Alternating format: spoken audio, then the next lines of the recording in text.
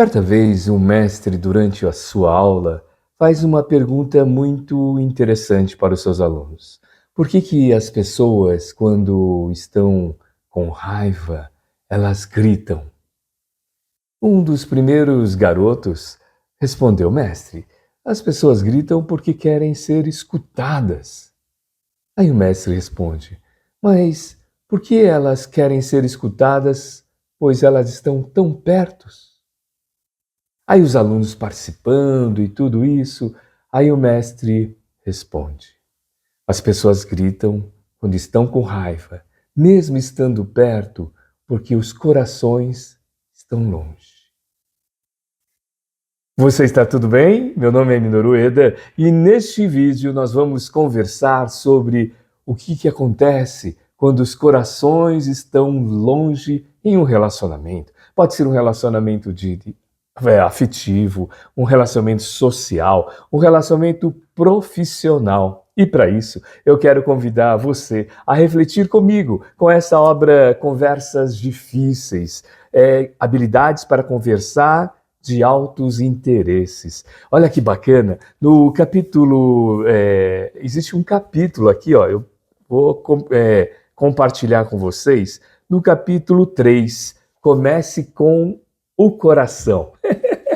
Conversas difíceis e um capítulo que os autores aqui dessa obra, Conversas Cruciais, que é o Patterson, Graney, o Macmillan e o Wiswitzer, eles desenvolveram essa obra muito bacana. Então, quando eu estava preparando uma palestra, que a gente estava conversando bastante sobre comunicação positiva, então o nosso objetivo é como que, nesse vídeo, como a comunicação positiva pode melhorar os nossos relacionamentos, como melhorar os nossos relacionamentos com a comunicação positiva.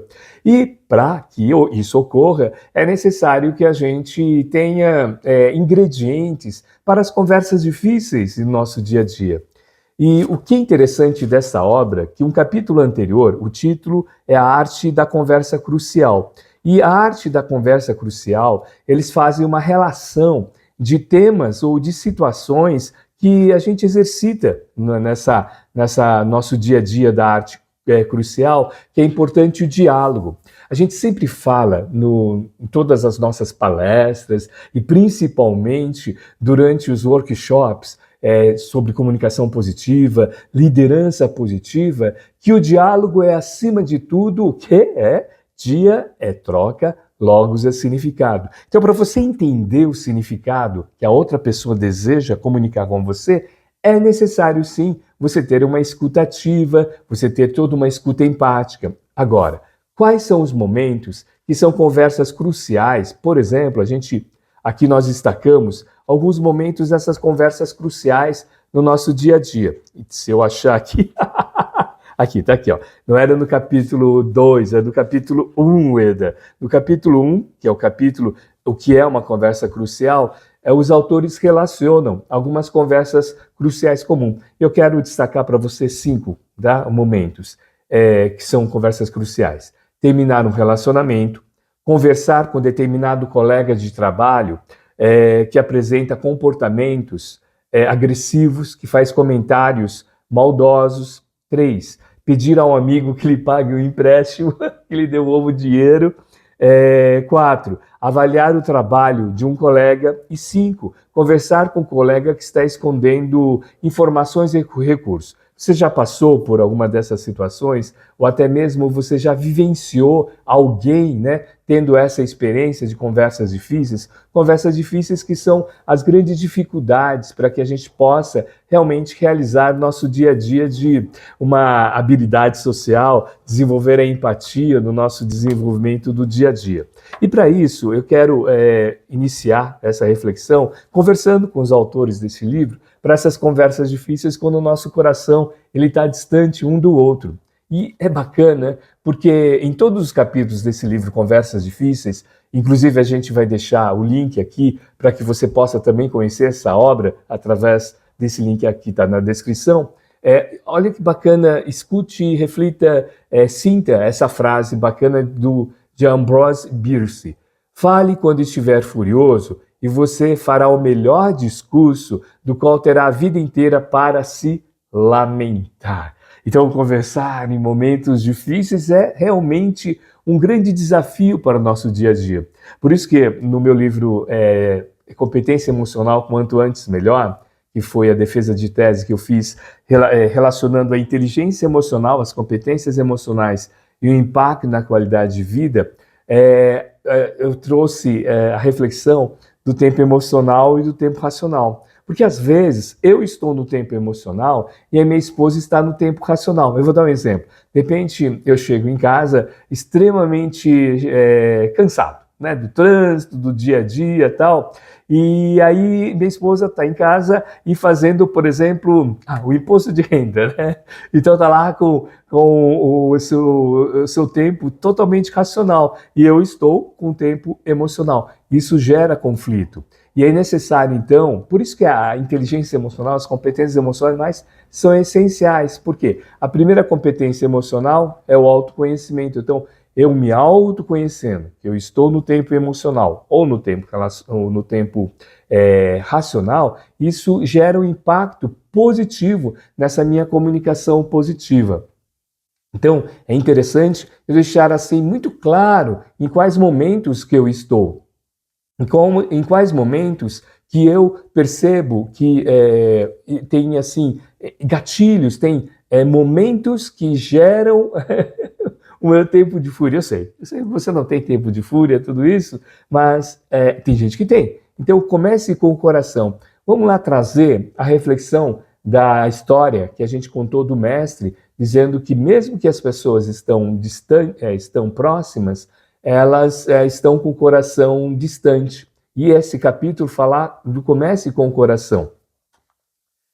Recentemente, eu vou trazer essa questão do porquê que muitas vezes a gente conhece mais as pessoas que estão com pouco tempo de relacionamento com a gente. Você conheceu um amigo, uma amiga e tal, de repente você até conhece um pouco mais profundo do que aquela outra pessoa que você já convive há muitos anos.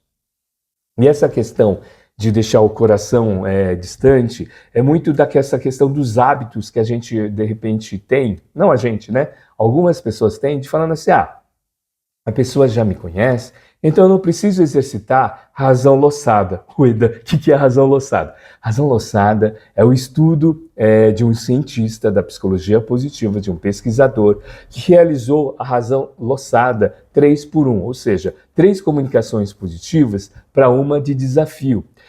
Qual foi o ambiente que ele pesquisou? Ele pesquisou o ambiente corporativo, equipes de baixa performance e equipes de boa performance, ou seja, equipes que entregavam resultados tinham uma razão 3 comunicações positivas para uma negativa. E olha só, essa comunicação positiva, ela é o bom dia, é a maestria dos bons relacionamentos, tá? Boa tarde, boa noite, né?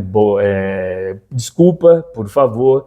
Então, é necessário que a gente invista nesse processo. Mas vamos aqui para os autores e fazendo uma reflexão lá com a nossa história, então. Então, esse distanciamento ocorre muitas vezes porque a intenção e o interesse em relação àquela pessoa, muitas vezes ela é bloqueada. Então, os autores aqui, nesse capítulo aqui dessa obra Conversas Difíceis, trabalham com o seguinte assim, trabalhe em mim primeiro, ou seja, trabalhe em você primeiro. Mas, Ueda, como que é isso? Essa questão, se você não consegue entender a si próprio, terá dificuldade em entender o outro, terá dificuldade de trabalhar o diálogo. Se você não entende quais são as suas necessidades, o seu significado, você não entende o que é o significado para outra pessoa. Por isso que é monólogo, né? Então eu fico conversando só comigo, só com as minhas necessidades, só com os meus significados. Então quando eu travo um diálogo, eu travo uma troca de significado. Por isso que é necessário trabalhar a gente primeiro. E aqui é o seguinte, ele começa com uma história aqui, e é o seguinte, então a família estava na Disney, lá nos Estados Unidos, e duas crianças também com o pai. E durante a trajetória lá do parque, as meninas estavam muito quente, então beberam os sucos, refrigerantes e tudo isso.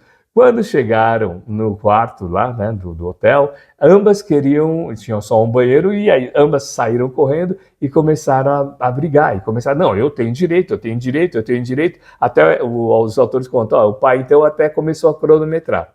E aqui ele fala, depois de 21 minutos ele ouve a descarga lá do banheiro, então é sentido que uma já saiu e depois a outra saiu, e ainda reclamando uma com a outra, e o pai comenta, olha, vocês demoraram 21 minutos, e nesses 21 minutos vocês podiam ir várias vezes no banheiro. E aqui os autores fazem essa reflexão. O nosso problema não é que o nosso comportamento se degenera. O problema real é que nossos motivos se degeneram, porque elas começaram a discutir, não, porque eu estou mais apertada que você, eu estou mais necessitada que você, não, você não está no meu corpo, não sei o quê, você é tão egoísta. Aí começa, né, a trabalhar os conflitos aqui de valores, de crenças e tudo isso. Então, o primeiro passo para nós alcançarmos os resultados que realmente desejamos, ou seja, aproximar os corações, é resolvermos o problema de acreditar que os outros são a fonte de tudo que nos atormenta. Então tem gente que fala assim, se não fosse a outra pessoa, sabe, no meu relacionamento, não sei o quê, se a outra pessoa, se o tempo, né, não fosse dessa maneira, se a economia, ou seja, coloca a influência para fora e não para dentro. E por conta disso, desse tema, eu quero compartilhar com você uma obra, essa é uma das obras-primas é uma das obras-primas de um autor chamado Stephen Covey. Stephen Covey, né, do livro, eu até escrevi aqui, Os 7 Hábitos das Pessoas Altamente Eficazes, que é o título atual, porque a minha obra aqui, é um pouco mais, foi uma das primeiras edições, era Os 7 Hábitos das Pessoas Muito Eficientes. Os primeiros, é o mesmo livro, mudou apenas o título, lógico, teve revisões, tudo isso. Mas, ao mesmo tempo, Stephen Covey conversa dessa questão do círculo de influência. Sim, o círculo de influência. Então, e ele faz uma ilustração muito legal, que eu fiz a impressão aqui, que diz o seguinte, então quando você é vítima, né, as setinhas estão para dentro. Quando você é protagonista, as setinhas estão para fora. O que significa isso? Significa a sua influência. Então, quando você dedica o processo de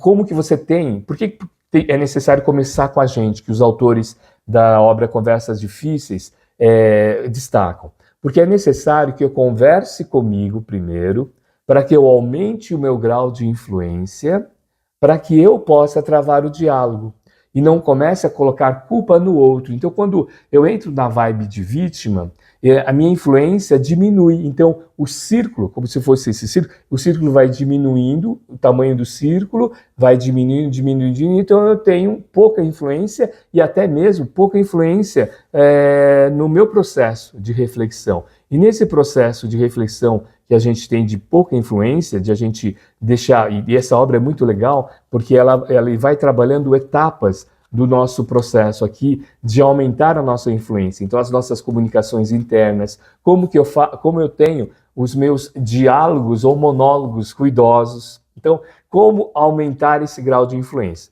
E aqui, a gente está falando de conversas difíceis, conversas cruciais, como aproximar essa relação, como investir no nosso diálogo. Então, quando que o nosso comportamento não é o nosso comportamento que se degenera, mas sim os motivos. E aí a gente volta para a reflexão inicial desse capítulo, quando o autor Bierce, ele descreve, fale quando estiver furioso e você fará o melhor discurso do qual terá a vida inteira para se lamentar. Então, para que a gente evite isso, para que a gente possa trabalhar a comunicação positiva e melhorar os nossos relacionamentos, continuando neste capítulo, olha que interessante. Comece com o coração, o subtítulo.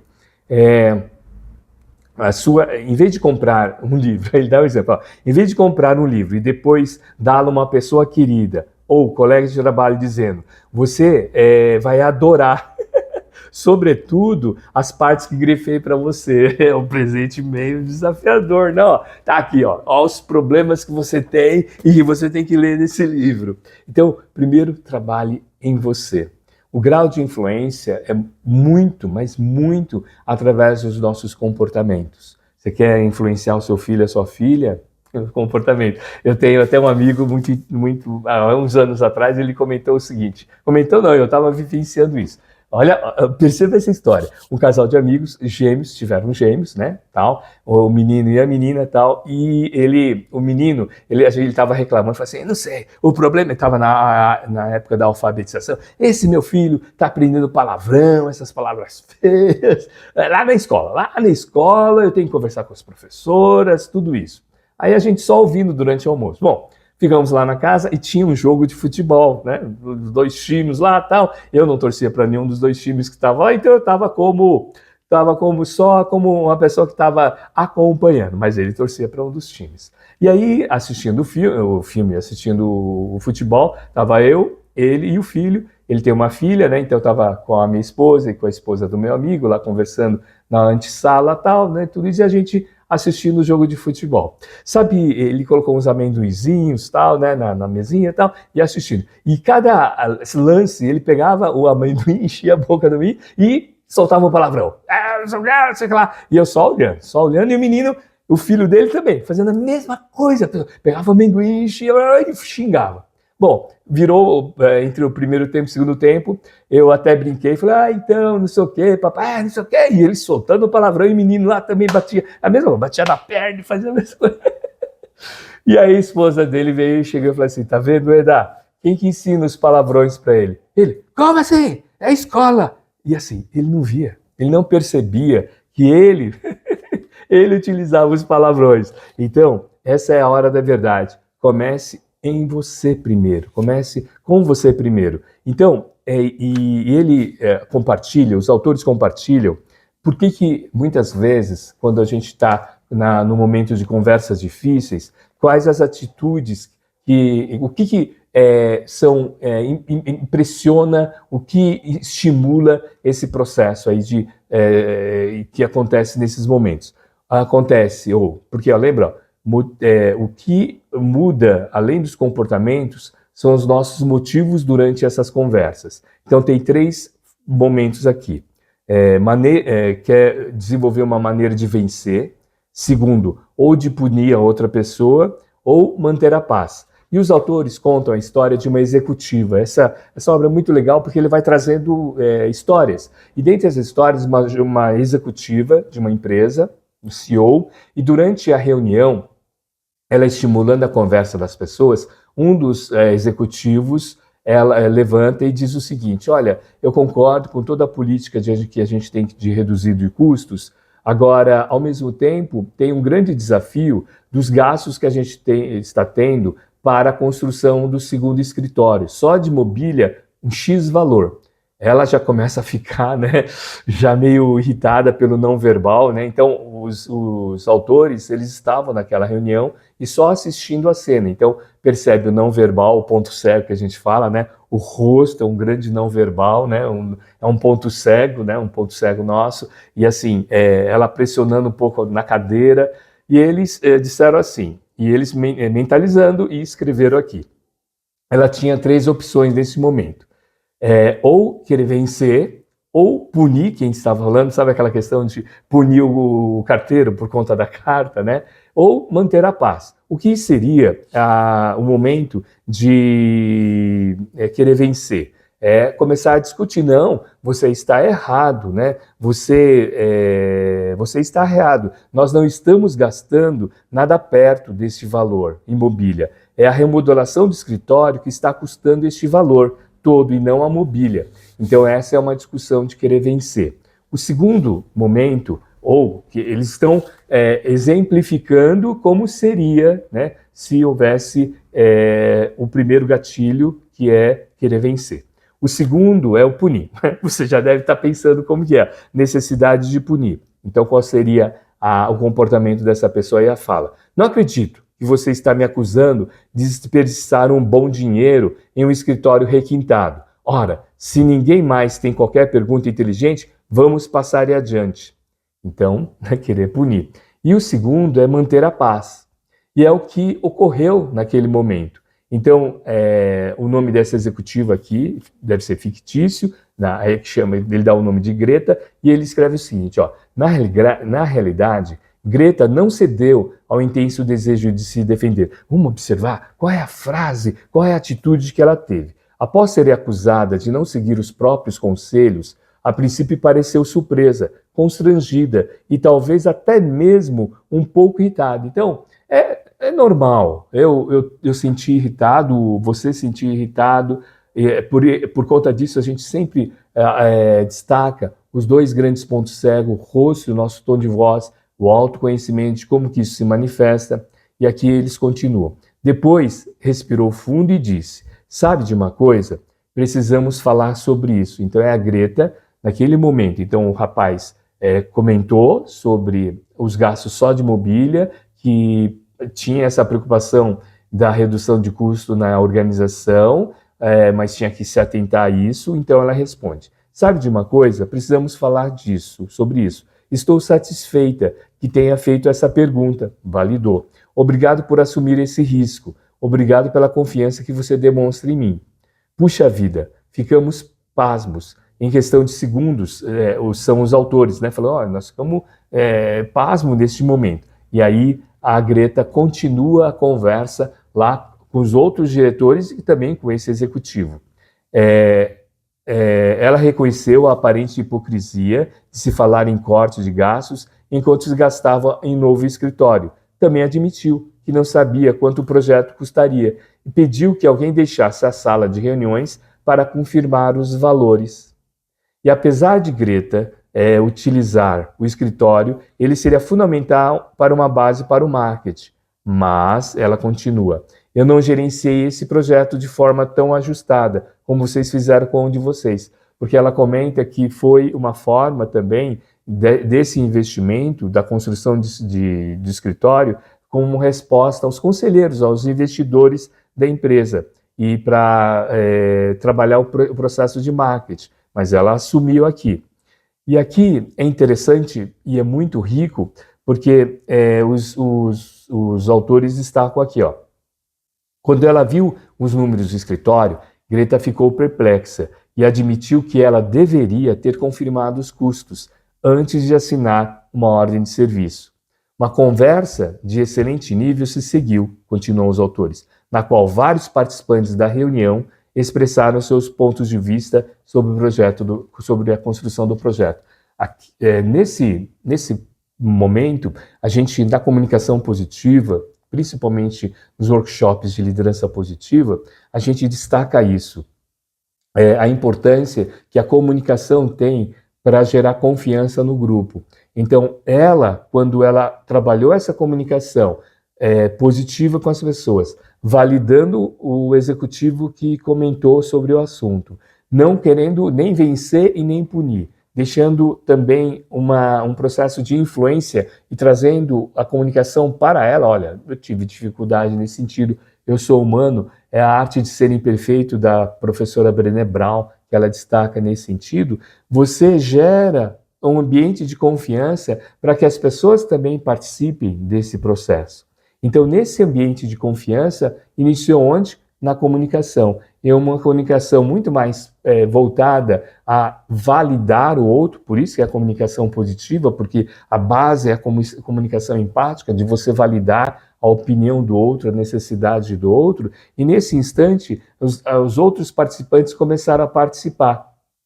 Isso foi gerando uma ampliação, tá, dos conhecimentos. Por isso que são etapas, ó. Comunicação impacta no momento de confiança, que impacta no momento de participação das pessoas. Quando as pessoas participam de qualquer conversa, seja na atividade profissional, no social, na família, quando eles ou elas começam a participar, eles começam a vestir a camisa. Quando eles começam a vestir a camisa, realmente se tornam dono do projeto e cuidam do projeto, começam a se responsabilizar em relação ao que está acontecendo. E nesse momento vai agregando valor. E isso vai o quê?